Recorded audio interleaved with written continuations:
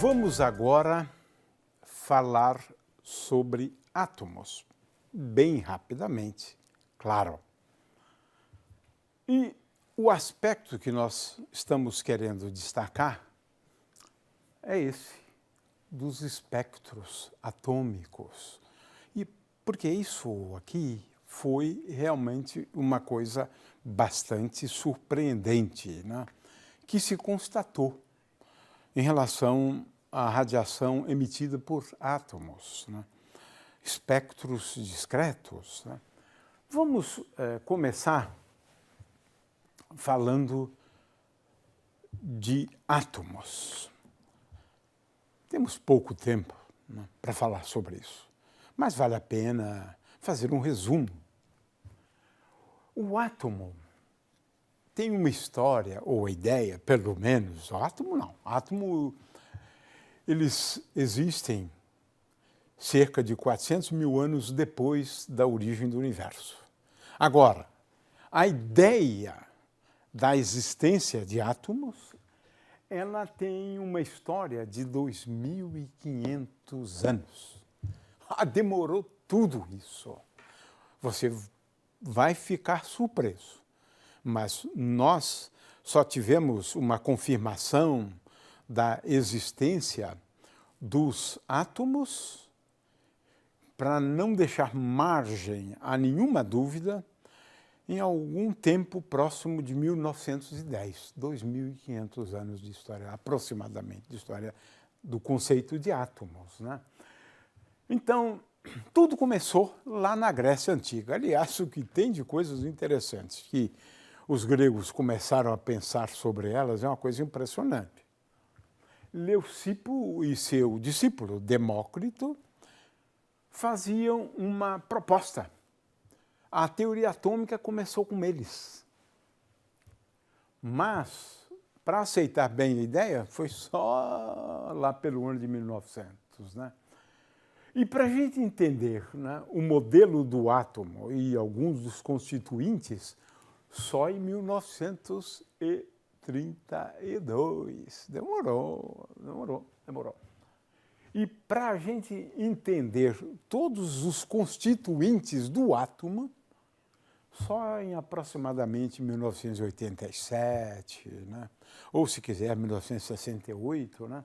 Mas demorou.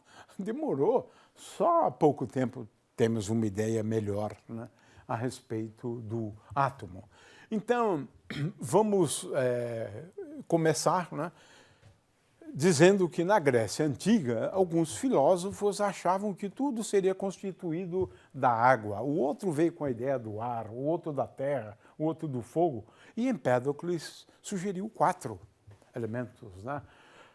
Os 4 ao mesmo tempo, de forma que se preocupava com a constituição de tudo. Agora, em oposição a esse grupo que era majoritário, né, porque dele faziam parte tanto Platão, né, quanto Aristóteles, então esse grupo tinha mais prestígio do que esse aqui, né? Muito bem, a ideia dos atomistas, né, é de que os átomos, na visão de Demócrito, seriam muitos, tantos assim, olha, muitos, de diferentes formas, né, com atributos diferentes, redondinhos, pontiagudos, né, quadradinhos, né? O fato é que assim eles pensavam. E esses átomos se moveriam no vácuo. A teoria atômica contém 2 ingredientes: átomos eternos, não destrutíveis, né? Eternos, né? E é claro que eles seriam os constituintes de tudo, né? Essa ideia recebeu grandes críticas de Aristóteles. Por quê? Uma delas é o vácuo. A natureza tem horror ao vácuo, dizia ele. Então, o vácuo foi o calcanhar de Aquiles da teoria atômica. Eu acho que eles não se preocupavam muito se eram 4, 5, 6 ou N, né? Ou N tendendo ao infinito. Mas foi contestado desde o início por outros filósofos gregos, né, que se opunham a eles. E essa discussão continuou ao longo de milênio de anos. Quero lembrar que o aristotelismo era muito forte até o século XVIII. Era muito forte até o século XVIII. né? Consequentemente, ele foi sempre questionado, a ideia do atomismo, né? Mas, no início do século XIX, mais precisamente em 1810, Dalton retomou o atomismo. Então, a teoria atômica mais moderna, digamos assim, tem início com John Dalton, e que proclamou o seguinte: toda a matéria é formada por átomos. Estes são entendidos como as menores partículas que constituem a matéria. Deixou isso muito claro, né? Os átomos são indivisíveis e não podem ser destruídos. A gente sabe que não é bem assim hoje, mas ele está retomando a ideia dos gregos, na verdade. Olha lá. São indivisíveis e eternos. Os gregos também pensavam assim. Mesmo durante as transformações químicas. Também não podem ser criados durante uma transformação. E assim por diante, né? Os átomos que constituem os elementos são diferentes entre si, né? Diferem com respeito à massa. Bom, a gente vai ver outras diferenças depois. O fato é que a teoria atômica, na verdade, começou, a gente poderia dizer, lá atrás, mas foi retomada por John Dalton. Agora já tinha à sua mão vários dados, né, referentes, né, à teoria cinética dos gases, porque ele queria explicar algumas leis, inclusive a de Dalton mesmo, né, das proporções múltiplas e assim por diante. O fato é que eram muitas leis, e para explicar essas leis, eles precisavam de átomos, na verdade, né? Muito bem. Aí, lá pelo final do século XIX, veio o indivíduo e que, de certa maneira, né, classificou os átomos, colocou os átomos sob a forma de uma tabela, né, periódica. Estes que estão aqui têm propriedades bastante semelhantes, né, entre si, né? Esses que estão aqui também, e esses que estão aqui também, esses que estão aqui, né? Por exemplo, os gases nobres, né, exibem propriedades muito semelhantes entre si, períodos. Portanto, trabalho de Mendeleev, né? O fato é que, de certa forma, antes de 1900, né, já tínhamos uma espécie de classificação, uma tabela, tá certo, dos átomos. Foi realmente um grande avanço essa questão. Avançamos bastante em relação a isso, não? Agora, vamos a outra questão agora. Qual é a estrutura do átomo? Porque agora estamos à procura de entender isso, não? Mas, antes de passar a essa questão, eu quero dizer que Perrin, em 1908, 1910, observando o movimento browniano, né, que é esse movimento aqui, né, eu coloco uma partícula, um colóide, né, na água, por exemplo, né, ou num líquido, e observo as colisões, né, das moléculas com o colóide, de forma que o colóide acaba fazendo assim, né, um zigue-zague, um caminho de bêbado, na verdade, né, como esse aqui, né, ou como esse aqui de cima, ou como esse aqui, né? E com isso ele conseguiu calcular, determinar, utilizando inclusive a teoria de Einstein, né, parâmetros moleculares. E com isso nós não tivemos mais nenhuma dúvida em relação à existência de átomos. Muito bem. Então, agora vamos à questão da estrutura atômica, né? Ora, com respeito à estrutura atômica, né, a pergunta é: qual é a estrutura do átomo? Né? J.J. Thomson, que ganhou o prêmio Nobel por conta disso, como que ele não descobriu exatamente, mas ele mediu a relação da carga elétrica dividida pela massa dos elétrons, né? De forma que foi um grande feito, né?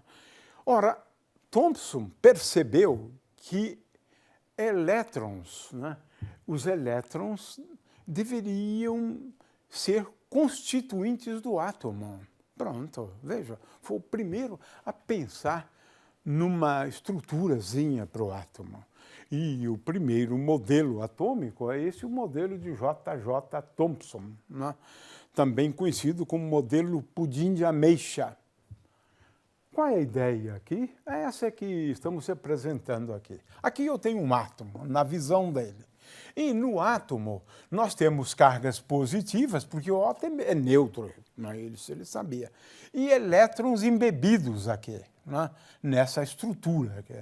Né? Veja só, 1900 e pouco, Thomson propôs um modelo para o átomo. Agora, as coisas evoluíram rápido. Por quê? Em 1911, aproximadamente, Rutherford fez uma experiência pioneira e que ele soube interpretar muito bem. Interpretou muito bem. Qual era a experiência de Rutherford? Ele bombardeava, isso mesmo, com partículas alfa. Alfa, essas partículas, elas são, no fundo, núcleos de átomo de hélio 4. Né? Ou seja, 2 prótons e 2 nêutrons. Bombardeava uma folha de ouro, né, com partículas alfa. E o que ele fazia? Ele observava, na verdade era um método de cintilação, porque assim, de luzinha, digamos assim, nas paredes aqui. É um método que depois foi mudado, com a câmara de Wilson, outros métodos depois. Mas no início era assim. E ele observava, e olha só que coisa curiosa, ele observou que algumas partículas alfa voltavam sobre si praticamente. Ora, aqui tem uma outra figura que ele agora interpretou corretamente. Veja, estas partículas alfa, elas estavam colidindo com algo bem duro e bem pequeno aqui. Bem pequeno, que ele identificou como sendo o núcleo. Ao colidir com o núcleo, ela se desvia. E pode se desviar bastante. Ela pode colidir com o núcleo e voltar para uma direção bem diferente. A previsão desse tipo de colisão é conhecido como determinar a seção de choque de Rutherford, né? Admitindo uma certa interação entre as partículas alfa, mas interação eletromagnética, basta isso, né?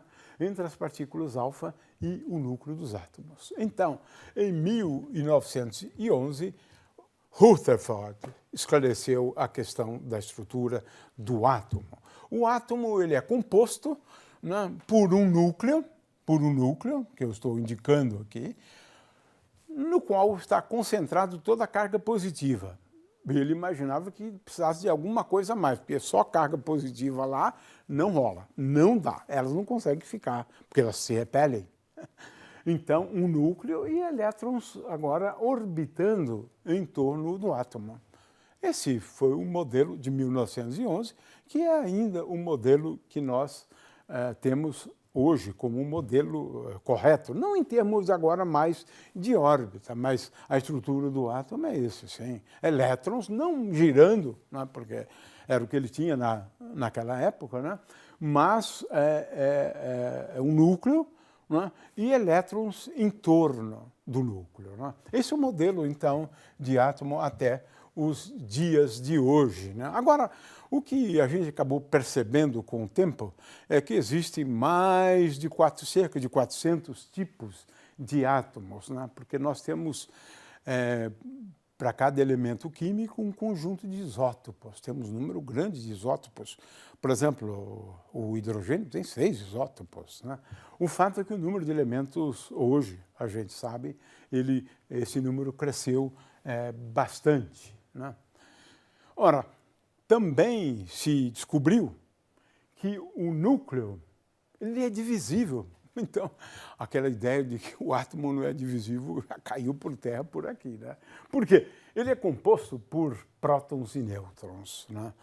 E a descoberta do nêutron só aconteceu em 1932, né? Por Chadwick. Né?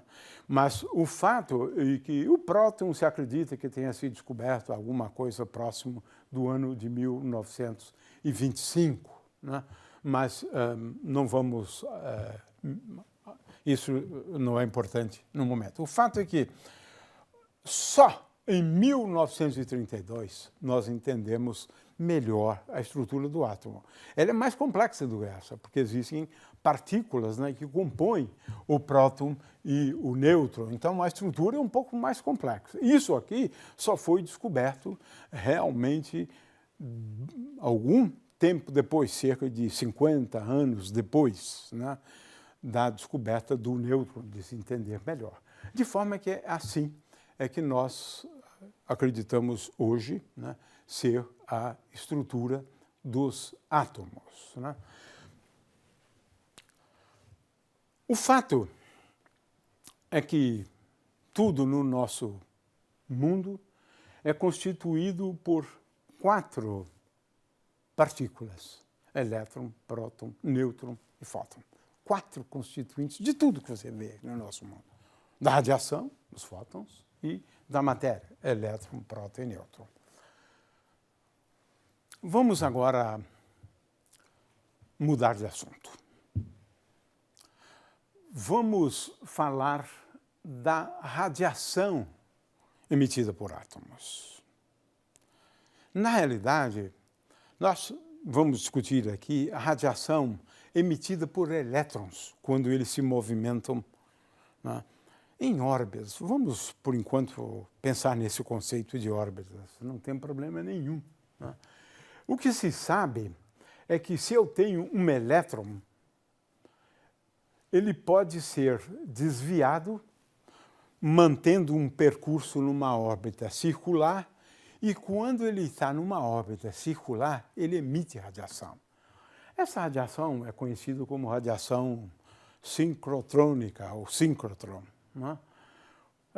Isso é bem sabido, e hoje, olha só, nós exploramos isso. Aliás, o maior laboratório brasileiro, que fica em Campinas, né, ele se dedica a isso, olha só, acelerar aqui elétrons, né, acelera elétrons, né, esses elétrons emitem radiação, essa radiação, e agora vamos fazer uso da radiação para vários fins científicos. E esse laboratório deu tanto certo que agora tem aqui um projeto de quase R$1 bilhão, né? Vai abrigar até 40 estações experimentais. Então, esse é o grande projeto brasileiro, que é o quê? Analisar, explorar, fazer uso da radiação emitida por elétrons. Elétrons em movimento circular. A teoria clássica prevê isso, né? A teoria clássica prevê isso, né? Ela emite radiação. Então, veja só. Ora, se eu tenho vários elétrons girando em torno do núcleo, esses elétrons devem emitir radiação, claro, e emitem. Não é que devem, eles emitem, a gente sabe disso, né? Agora, quando a gente olha isso com calma, a gente começa a descobrir, né, alguns problemas relativos à emissão da radiação.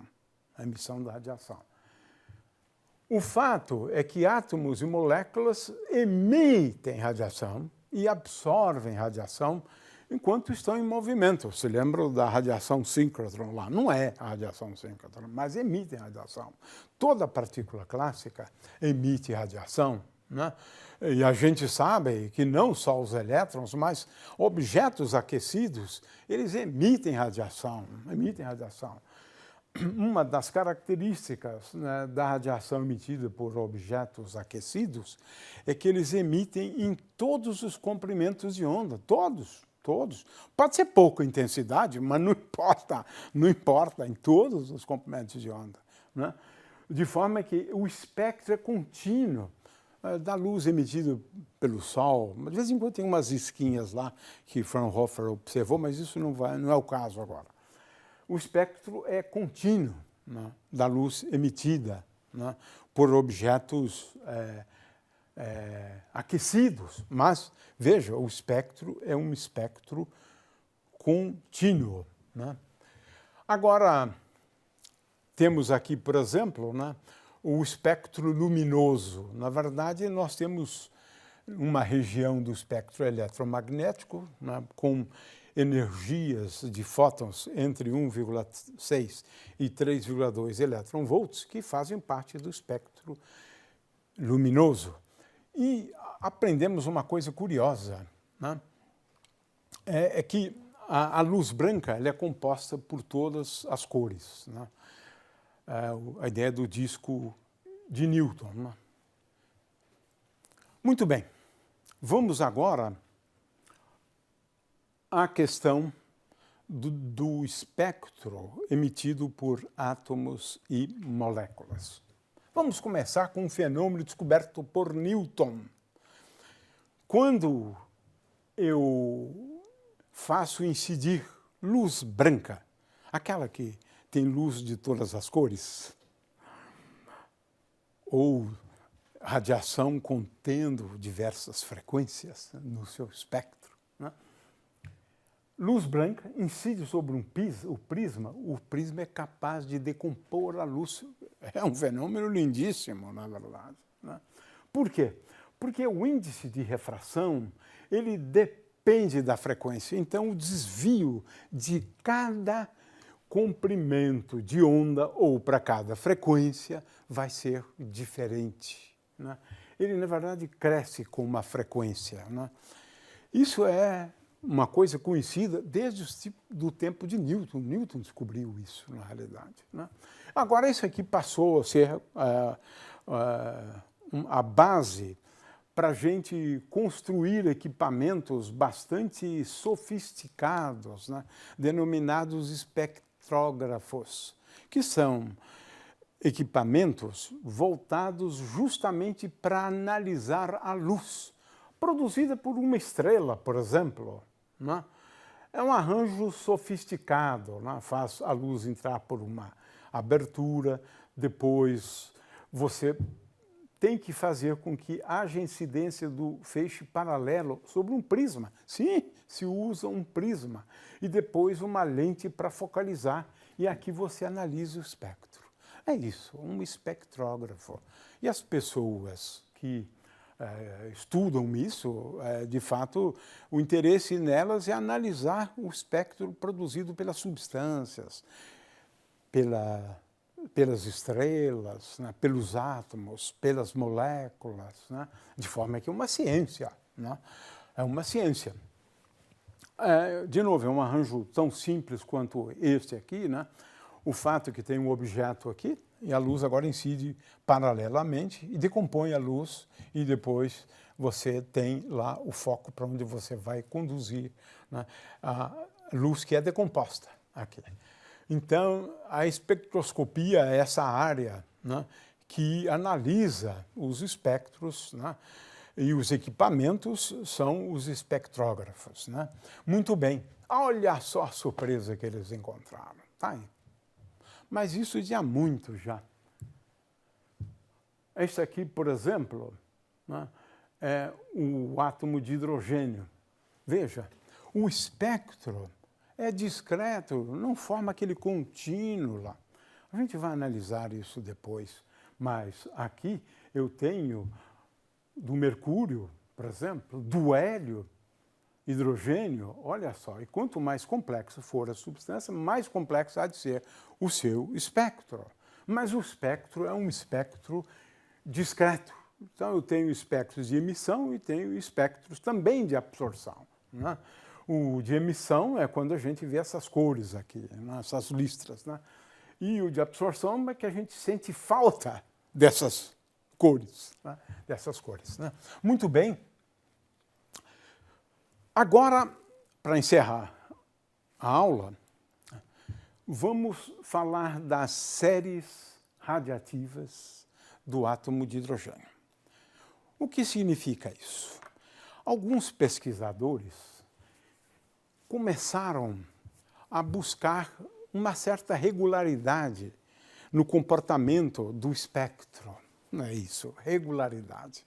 E escrever, né, fórmulas, expressões gerais para o espectro do átomo de hidrogênio, né? O primeiro a fazer isto, né, bom, vamos primeiro chamar a atenção para uma constante denominada constante de Rydberg, que era muito importante no caso que é muito importante, né, no caso do espectro do átomo de hidrogênio. Então, algumas pessoas deduziram fórmulas empíricas e que envolvia essa constante. E estas pessoas, né, é claro que esta aqui foi a segunda série, né, a série de Lyman, né, ele propôs uma série do espectro do átomo de hidrogênio que está fora do visível, não importa. Mas, de acordo com Lyman, a expressão para todas as linhas ali é tal que o comprimento de onda associado a essa linha, a essa linha, a essa linha, esse comprimento de onda ele pode ser dado pela constante de Rydberg, que eu mencionei antes, e agora menos 1 sobre m ao quadrado, onde m é igual a 2, né, é igual a 2, né, é igual a 3 e assim por diante. Então, o fato é que, à medida que nós variamos m, nós temos mais termos dessa série. Então, este aqui é para m igual a 2, este aqui para m igual a 3, m igual a 4, m igual a 5 e assim por diante. Essa é a série de Lyman. Agora, ele descobriu isso empiricamente, né? Não havia teoria para isso, né? Mas ele, na verdade, seguiu um pouco os passos de Balmer, em 1885. A vantagem do Balmer é que ele estava lidando com o espectro da luz visível, então era fácil ver, na verdade. Balmer, em 1885, escreveu uma regra, né? Uma regra que é, na verdade, parecido com essa, mas aqui eu quero chamar a atenção para o fato de que agora nós temos esta expressão substituindo, né? Substituindo o 1 que estava lá antes para o estado fundamental, como a gente vai ver depois, substituindo uma aqui por 2. Então, agora, m é igual a 3, 4, 5 e assim por diante, né?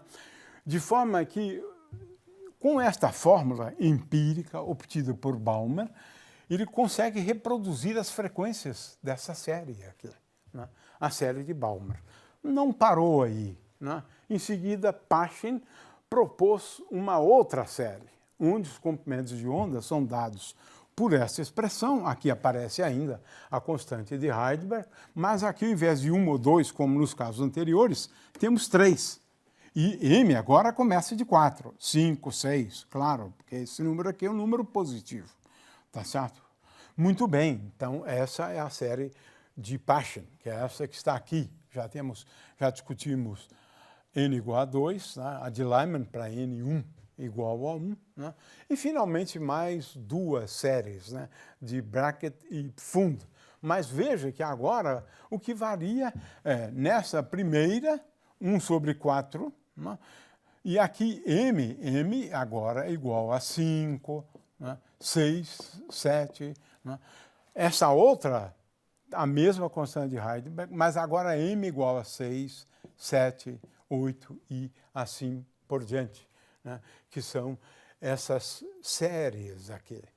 Essas descobertas foram muito interessantes, claro, mas elas foram obtidas, né?